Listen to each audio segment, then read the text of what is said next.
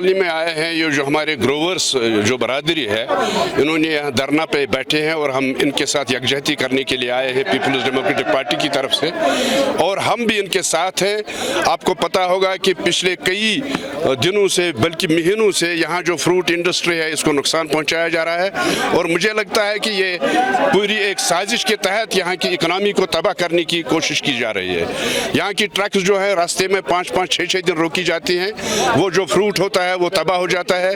और जहाँ जब हम रेट का देखते हैं दिल्ली की मंडी में, तो कश्मीर के सेब की बहुत कम रेट मिलती है इस मुकाबले में कि हिमाचल के सेब को अच्छी रेट आती है।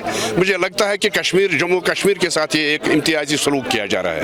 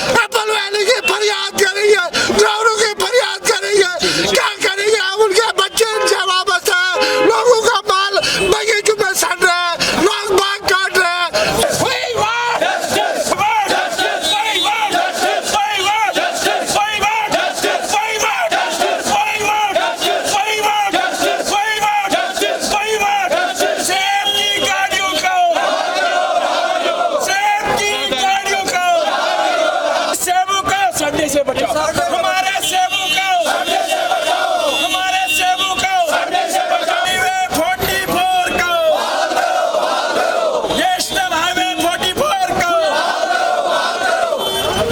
को